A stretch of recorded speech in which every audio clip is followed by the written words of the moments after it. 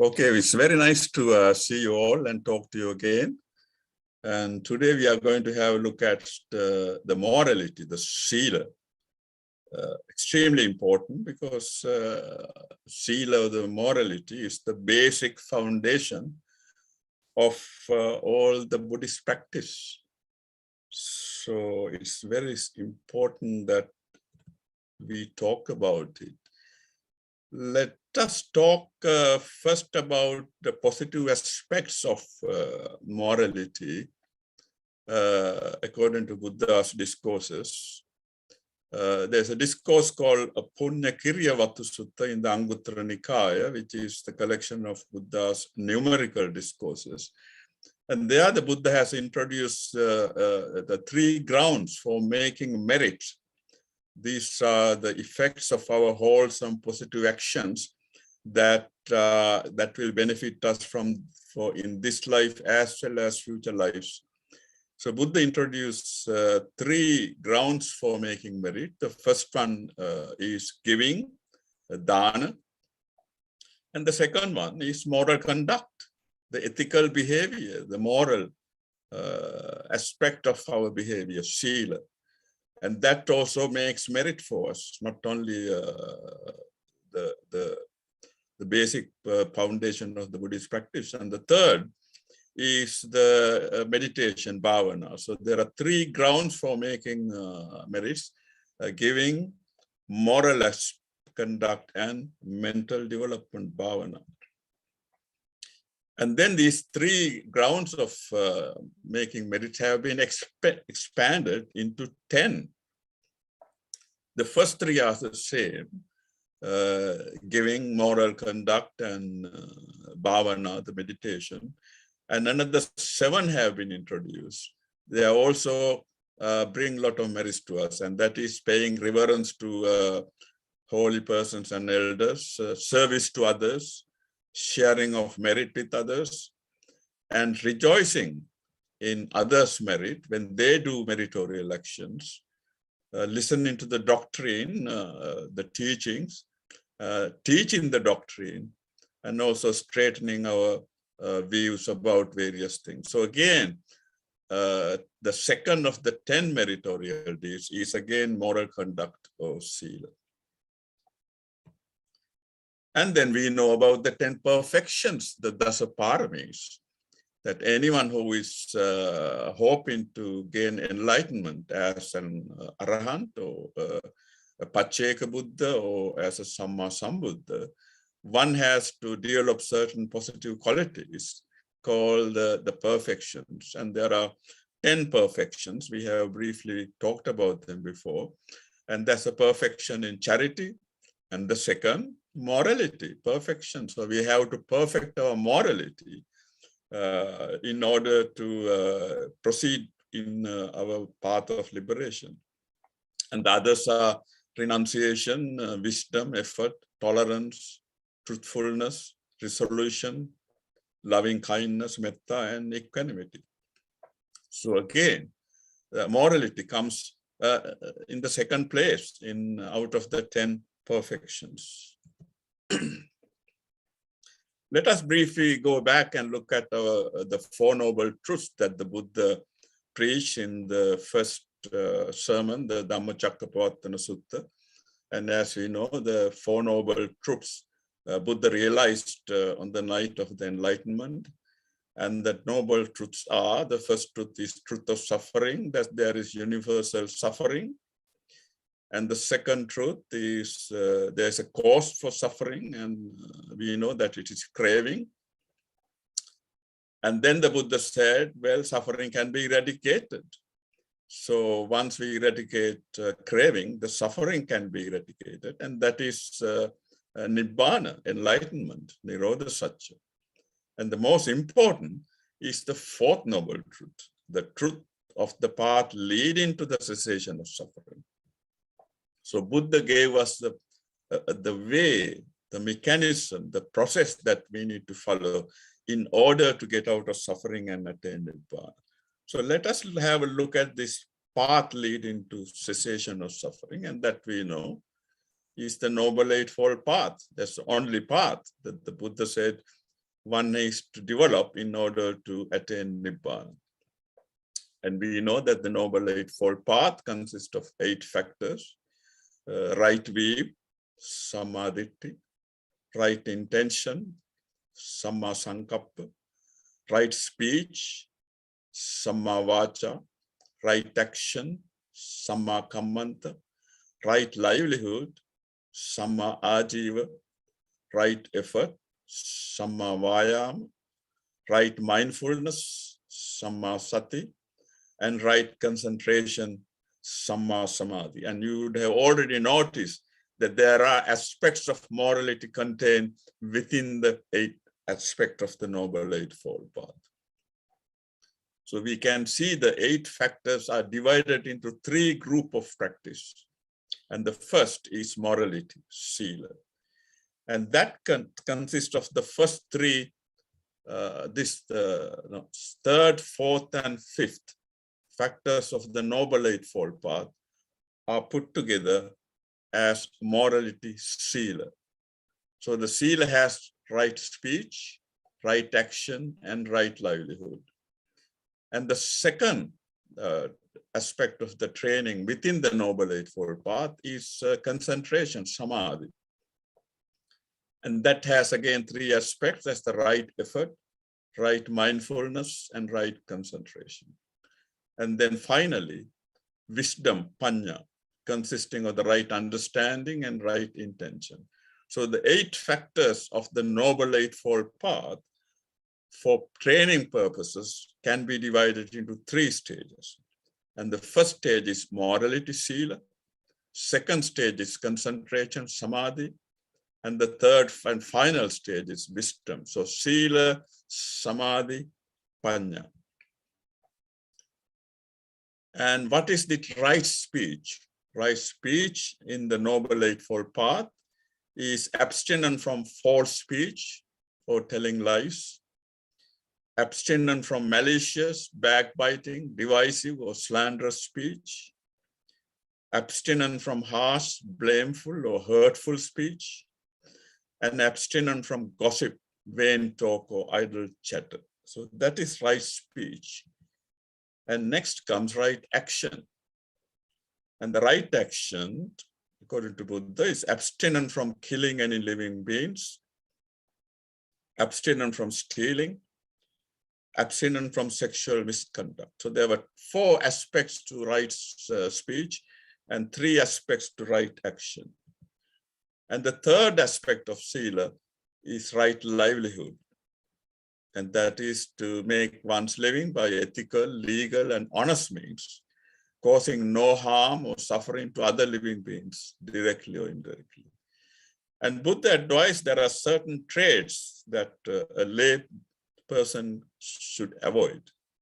And that is trading in living beings, including human beings and animals, trading in arms and weapons, trading in intoxicants, including alcohol and illicit drugs, trading in poisons, and trading in meat.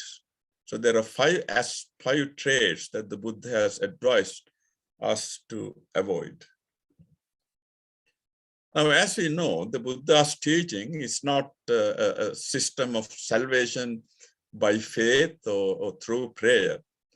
The only way Buddha said to attain Nibbana is to cultivate the Noble Eightfold Path, consisting of the 3 aspects: the moral discipline, Sila, concentration, samadhi, and wisdom, panya. And the interesting thing is, each of the 3 divisions depends on its preceding division. So the concentration, samadhi, depends upon the moral discipline. And the third stage of wisdom depends upon the good concentration. So we can see the foundation for the entire path of the Buddhist practice is moral discipline, Sila. And unless there is right morality, there can't be right concentration. And unless there is right concentration, there can't be right wisdom. So right morality leads to right concentration, and right concentration leads to right wisdom. So again, the basic foundation is the morality, Sila. Let us look at a few other discourses where Buddha talks about the importance of Sila, the morality. And in a discourse called Vyaggapajja Sutta of the Anguttara Nikaya, again, a collection of Buddha's numerical discourses, Buddha talked about 4 conditions that are helpful for our spiritual progress and future happiness. And the first one is accomplishment of faith, saddha sampada, saddha. And that is having faith or conviction in the Buddha, in the Dhamma, the Buddha's teaching, and the Sangha. And the second factor, accomplishment of virtue, again, Sila Sampada. So the morality is again important for one's spiritual progress and future happiness. And the third factor is accomplishment of charity, Chaga Sampada. And the fourth, accomplishment of wisdom, the Panya Sampada. So the 4 conditions that are helpful for our spiritual progress and future happiness are faith, virtue, charity, and wisdom. In another discourse called Ari Sutta, again of the Anguttara Nikaya, Buddha has talked about 7 treasures for the noble ones. And the first treasure is again faith. Faith in the Buddha, in the Dhamma, and the Sangha. And next comes moral virtue, Sila. And then comes moral shame, shame in committing unwholesome actions. Moral fear, the fear in committing any unwholesome actions. Learning, that is listening or learning the Buddha's teaching. Charity, giving dana. And finally, wisdom. So again, the second among the 7 treasures for the noble ones, Buddha has described Sila, the moral virtue. And in the same discourse that we talked about before, Vyaggapajja Sutta, Buddha has described 4 qualities of a spiritual friend. Now, the spiritual friend is an important factor in our Buddhist path. And the first quality is virtue, Sila. A spiritual friend will develop his own morality, ethical behavior, and then encourage others to develop their Sila and morality. A spiritual friend will develop saddha, faith, conviction in the Buddha, Dhamma, and Sangha, and encourage others to develop faith in the Buddha, Dhamma, and Sangha. A spiritual friend will cultivate generosity, giving, dana, and then encourage others also to develop generosity and give. And a spiritual friend will develop wisdom, panya, through meditation, and he will encourage others also to develop wisdom through meditation. So out of the 4 qualities of a spiritual friend, again, Buddha placed virtue as the very first quality. And as we know, the Buddha's disciples can be divided into 4 groups. We got the 2 basic groups. We got the Lay Buddhist and the monastic Buddhist. And monastic Buddhists consist of the 2 groups, Buddhist monks, bhikkhus, and Buddhist nuns, bhikkhunis. And the lay Buddhists, again, are divided into 2 groups. We got the male disciples, they are called upasaka in Pali, and female lay disciples, upasika. And there are separate Vinaya rules, disciplinary rules for the monks and nuns that we are not going to talk about. And it's suffice to say that Buddha has formulated 227 rules of discipline for Buddhist monks. And there are even more, 311 disciplinary rules for Buddhist nuns. And then Buddha approved certain precepts for lay disciples. Now we need to remember that these precepts of lay morality were not invented by the Buddha. They already existed before the time of the Buddha.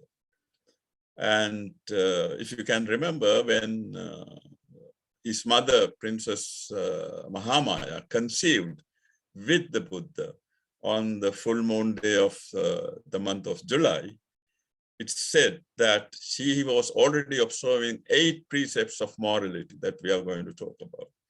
So the precepts of lay morality existed before the Buddhas, but what the Buddha did was to approve them, that these are suitable for the moral aspects of the Buddhist practice as well. Now let us look at what the precepts of the lay Buddhists are. That I have done quite a bit of search in the Buddhist scriptures and Buddhist literature, and found that there are 8 sets of precepts that we can observe as lay Buddhists. And the first one is the 5 precepts, the Pancha Sila, that we are already aware of, and that is our basic moral code. And there's another group for 5 precepts, including celibacy. We are going to talk about them. In the 5 precepts, the Pancha Sila, the 3rd precept is abstinence from sexual misconduct. But there's another set of 5 precepts where the 3rd precept is replaced by celibacy. There's another set of precepts which has 6 precepts. And then there are 3 sets of 8 precepts. 8 precepts that we can observe on a regular basis, like the 5 precepts. And again, there's a set of 8 precepts on a regular basis, including celibacy instead of sexual misconduct. And then the set of 8 precepts that we observe on special days like the full moon days. And there's also a set of 9 precepts and a set of 10 precepts. So there are altogether 8 sets of precepts that we can observe as lay Buddhist. And I will, of course, talk mainly about our basic code of practice, which is the 5 precepts, and briefly mention the rest in passing. So considering the 5 precepts, the Pancha Sila, and that's the minimal ethical code for the lay Buddhist. And if you are familiar with any Buddhist ceremony or any festival attended by Buddhists, the 5 precepts, the Pancha Sila, is regularly administered by the monks for the audience, and it always follows 3 refuges. So whenever a Buddhist monk administers 5 precepts, first he will administer 3 refuges of the Buddha, Dhamma, Sangha. That is Buddhang Saranang Gacchami, Dhammang Saranang Gacchami, Sangham Saranang Gacchami, which is repeated 3 times, and then follows the 5 precepts. And the lay Buddhist, most of the lay Buddhists who just do daily worships, including myself, and we recite the 3 refuges and the 5 precepts each time we do the worship. And we have to remember that the 5 precepts in the Buddhist teaching is not a set of commandments or rules imposed by someone, some higher authority or almighty, that who will punish us if we didn't follow them, or who will reward us if we follow them. No, it's a set of precepts that we undertake voluntarily, having understood their benefit, having understood the effects, bad effects of not following them. So having that understanding, we voluntarily undertake to follow the 5 precepts. And that is why in each precept in the Pali, the translation is, I undertake the training rule to abstain from. So it's not because some high authority has made a commandment for us that we should do it.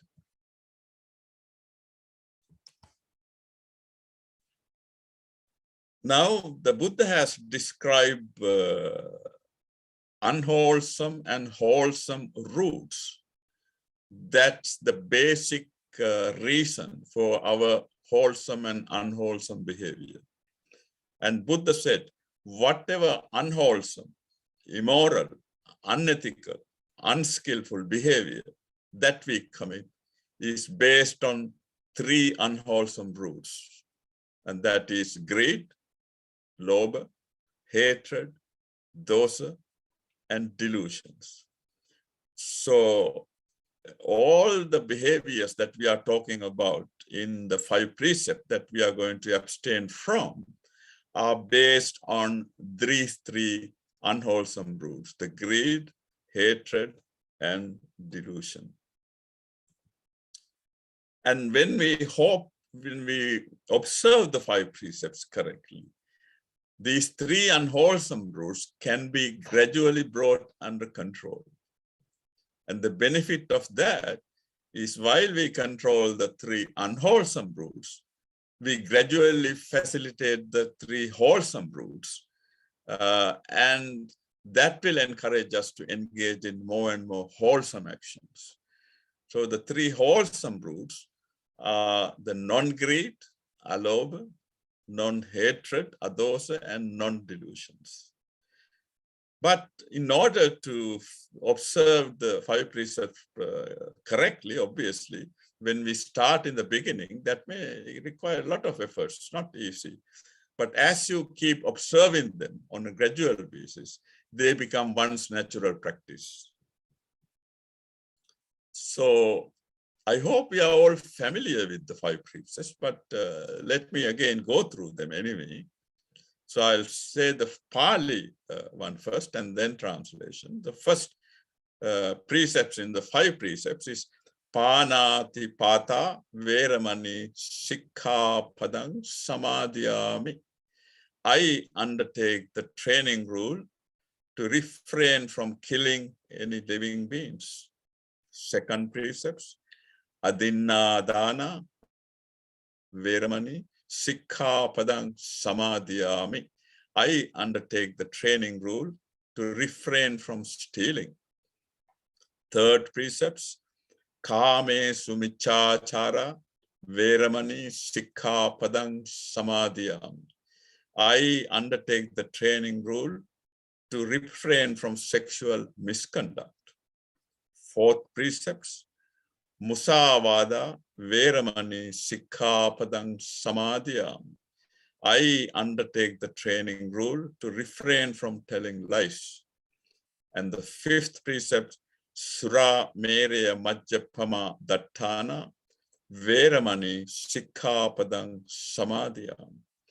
I undertake the training rule to refrain from alcohol and intoxicants that lead to delay and carelessness. So those are the 5 precepts, the Panchasila. Now let us take each one of them. So the first precept is to abstain from killing any living beings. And living beings include not only human beings, but all living beings, big or small, who share the world, the environment with us. And in all the 5 precepts, the intention is an important factor. Now, there are 5 factors that are involved in killing a living being. And that is, first factor, there has to be a living being, of course. Second factor, that we should be aware that there is life in that living being. So it's a living being. And then we have the intention, or volition to kill, and that's the most important factor. And then we apply a certain method to kill that living being, and then the death of that particular living being through that action. So for the first precept, there are 5 factors. There has to be a living being. We should be aware that there is life. We have the intention to kill, and we apply a method to kill, and that living being is killed. If you can remember, I think I did mention about the importance of the intention. That during the time of the Buddha, there was a blind arahant called Chakkupala, and as he was doing walking meditation, accidentally he killed some insects. And then the other monks who noticed that went and reported to the Buddha, saying that that monk is supposed to be an arahant, but he's killing these insects while doing walking meditation. And Buddha said, no, he's blind. He doesn't know that the insects are there. And certainly as an arahant, there is no intention at all.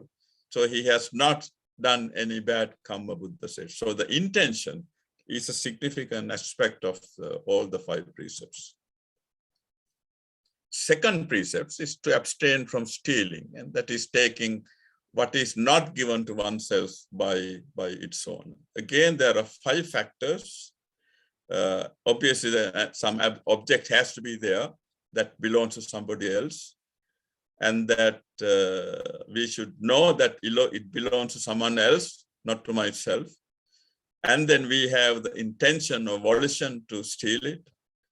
And then we apply a process to steal it. And then we take possession of that object. So there are again 5 factors. And again, the intention is an important factor. Third precept is to abstain from sexual misconduct. And Buddha has described proper and improper sexual relationships. And the improper relationships are for a man to have a sexual relationship with anyone, any woman who is looked after by parents, by brothers, sisters, friends. But basically, Buddha is talking about apart from your marital partner, any other sexual relationship is improper. And also sexual relationships that involve force, violence, blackmail, trickery, threats, bribery, they are all included in this precept of sexual misconduct. And there are 4 factors. Sexual partner considered illegal or illicit. So the person is aware that I should not have a sexual relationship with that person. And then he develops the intention to engage in a sexual activity. And he engages in a sexual activity. And then he gains enjoyment from the sex. So there are 4 factors in the third precepts. The 4th precept is to abstain from false speech. Now, false speech with the deliberate intention of deceiving another person. And obviously it can be verbal as well as non-verbal with all the other techniques of communication. One could lie in other means. And the dangerous thing, according to Buddha said in one of the discourses, is if one can violate this precept of telling lies, that he can break all the other 4 precepts as well. And there are 4 factors. There is an untruth, that one knows that it's an untruth, it's a lie. And then one develops the intention to tell that lie and deceive another person. Then he makes the effort to convey that lie, the untruth, to the other person. And the untruth is understood and believed by the other person. So there are 4 aspects to the 4th precept. And the 5th precept is to abstain from alcohol and other intoxications. And as we know, alcohol and intoxications can affect one's consciousness, senses, attention, mental, physical control, and it can lead to health, heedlessness, mindlessness. Yeah. And again, Buddha said, one who violates these precepts, one who gets intoxicated, is capable of violating the other 4. So one who is intoxicated can kill, can steal, can sexually misconduct, and can tell lies as well. So it can affect all the other 4 precepts. and there are 4 factors. There's an alcohol or intoxicant that is available, and one develops the intention to take it, and the process of taking it, and then the ingestion of alcohol or the intoxicants. So again, the intention is important in all. Now, Buddha in this discourse called Veludvara Sutta, that's in the Samyutta Nikaya, that's a collection of the Buddha's connected discourses. Buddha has given, I like this, it's an extremely significant discourse and advice. Buddha tells us how to observe the precepts with self-reference, with reference to oneself, one's own self. And with regard to, let us take the first precept. Buddha says, now, I want to live. I don't want to die. I like pleasure. I don't like pain. And similarly, other people also want to live. Others also don't want to die. And they also like pleasure, and they don't like pain. So if someone were to take my life, if someone comes to kill me, I won't like it. And similarly, if I were to kill somebody else, they don't like it either. So a state that I don't like myself, how can I inflict upon another person? And Buddha says, reflecting like that, one should try to abstain from killing any living beings. And similarly, let us take the second precept. I don't like my things stolen by someone else. And others don't like their things stolen either. So if I don't like my things stolen, and if others don't like their things stolen, how can I inflict that on somebody else? And similarly, reflecting like that, one should refrain from stealing. And if we take the third precept, I don't like others misbehaving with my wife. Others don't like me misbehaving with their wives.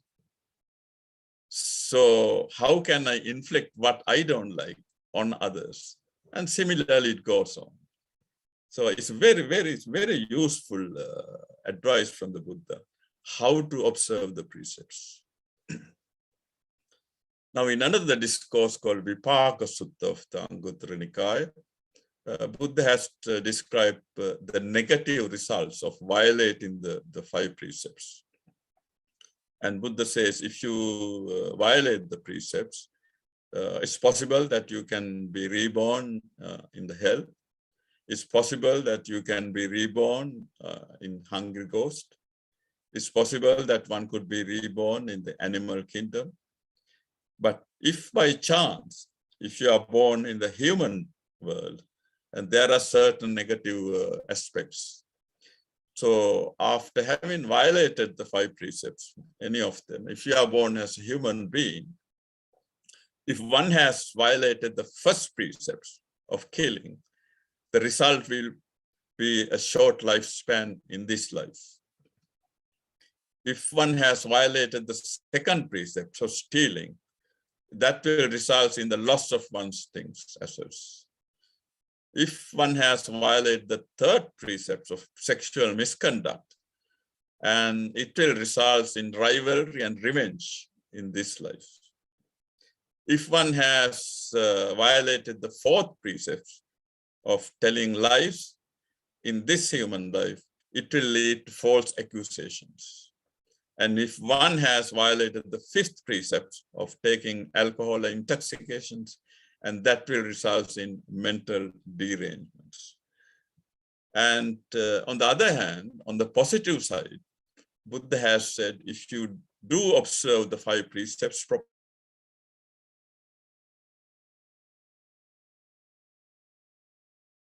human or heavenly worlds.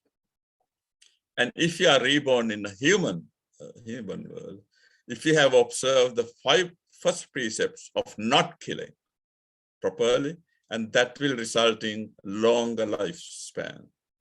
If you have observed the second precept of not stealing, that will result in prosperity. If you have observed the third precepts of not engaging in sexual misconduct, it will lead to your popularity. If you had observed the fourth precept of not telling lies, you will develop good reputation. And if you have observed the fifth precepts of not taking alcohol or intoxicants, and that will lead to clarity of mind and wisdom. So that there are negative and positive benefits of observing 5 precepts. And Buddha again used the 5 precepts to define the persons of integrity, in Pali, asatpurusha, or a person of integrity, satpurusha. That's in the Sikkhapada Sutta of the Anguttara Nikaya.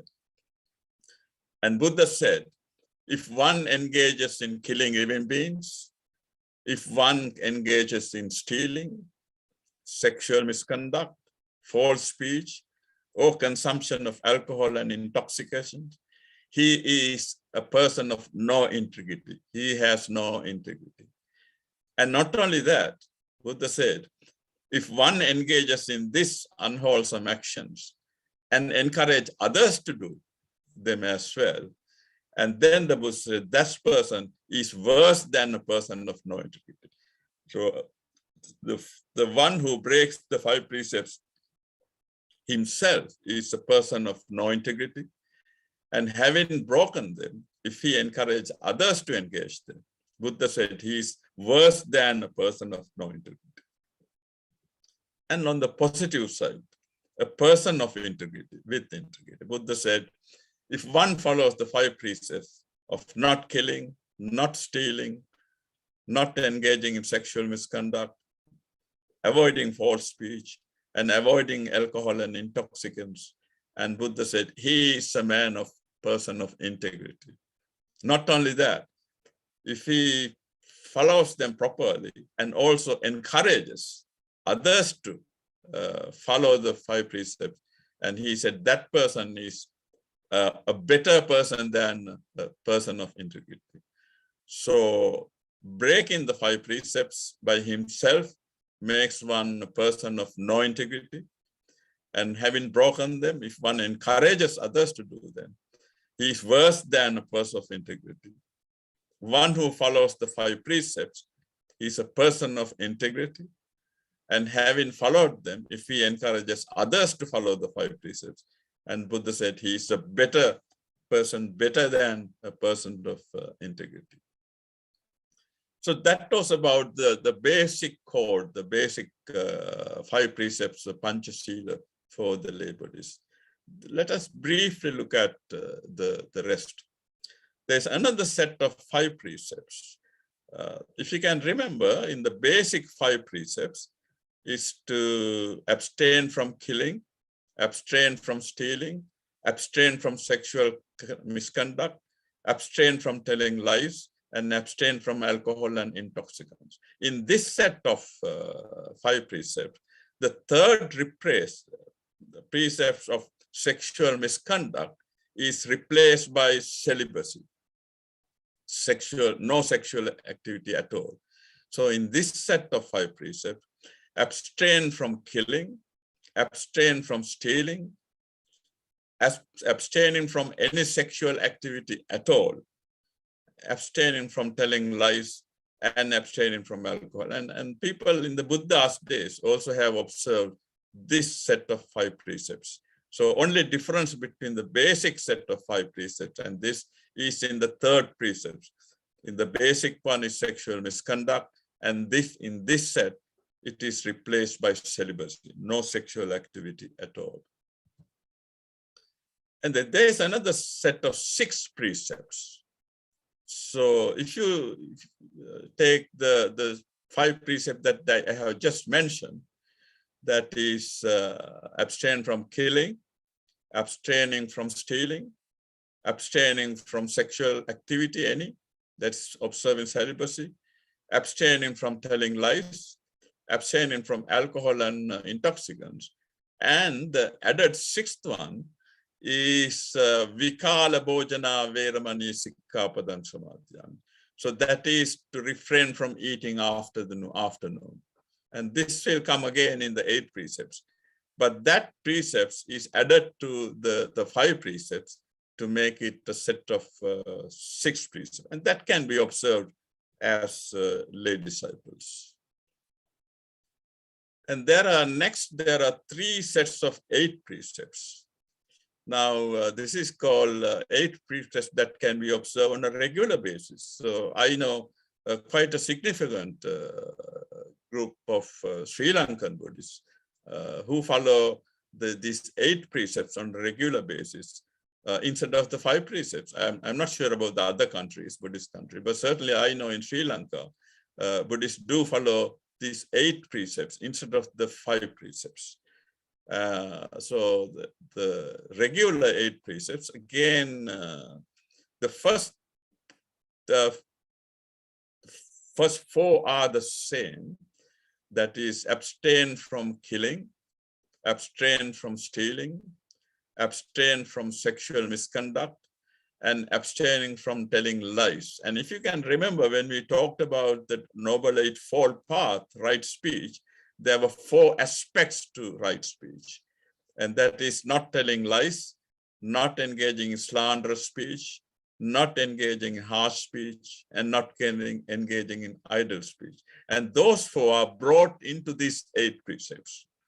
So whereas in the set of 5 precepts, it's only refrain from telling lies, in this set of 8 precepts, we refrain from all the 4 aspects of telling lies, slanderous speech, harsh speech, idle speech.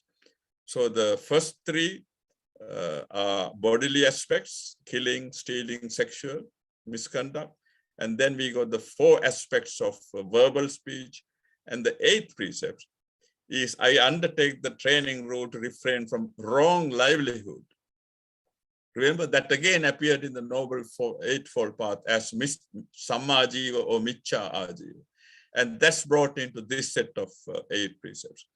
So the 8 precepts on a regular basis is abstaining from killing, abstaining from stealing, abstaining from sexual misconduct, abstaining from telling lies, abstaining from slanderous speech, abstaining from harsh speech, abstaining from idle speech, and abstaining from wrong livelihood. And the same 8 precepts, remember in the 5 precepts, 2 sets, the 3rd precept was replaced, the sexual misconduct was replaced by sexual celibacy. And in similar way, in this set of 8 precepts, again, the 3rd precept is replaced by no sexual activity at all. So in this set, again, it's very similar: refrain from killing, refrain from stealing, but here refraining from any sexual activity at all. And the rest of the 5 are same as the other set of 8 precept, refraining from telling lies, slanderous speech, harsh speech, idle speech, and wrong livelihood. And then this is the Uposathatanga Sila. This is the 8 precept that we observe on full moon days, or in the Buddha's days, or even few centuries, until 5 centuries ago, people used to observe this 4 times a month, actually, not in all the Poya days. So let us take, it's very similar. The first 5 are fairly similar to the rest of the 8 precepts. So the first precept, this is Uposatha on the full moon days. I refrain from killing, refrain from stealing. And the 3rd is again celibacy, refrain from any sexual activity at all. And the 4th precept is refrain from telling lies. And the 5th precept is refrain from alcohol and intoxicants. And now the 6th precept is refraining from eating afternoon, vikala bhojana. And the 7th applies to entertainment and beautifying oneself. So I undertake the training rule to refrain from dancing, singing, and all kind of music, entertainments, wearing garlands, using perfumes, cosmetics to beautify the body. And that's the 7th precepts. And the 8th precepts is I undertake the training rule to refrain from sleeping on a high and luxurious bed.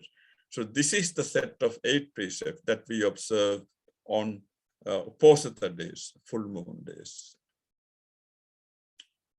And then there is a set of 9 precepts. And the set of 9 precepts is identical to the 8 precepts that we observed, that I talked about before, with an added 9th precepts.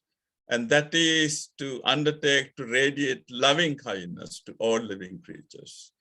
So as you can remember, in the 8th precept, we abstain from all 8 behaviors. And in the 9th precepts, the first 8 are to abstain, and the 9th one is to show loving kindness, metta. So this is the set of 9 precepts. And then there's a set of 10 precepts. And this set is undertaken by the monastics as well, the 10 precepts. And that can be observed by the lay Buddhist as well. So it is similar to the 8 precepts, only the abstaining from killing, abstaining from stealing, abstaining from any sexual activity, abstaining from telling lies, abstaining from alcohol and intoxicants, abstaining from eating afternoon. And again, the 7th precept of the 8 precepts is here broken into 2. In the 8th precept says, the entertainments and beautifying were included in the same precepts. Here it's broken into 2. 7th one is to refrain from dancing, singing, music.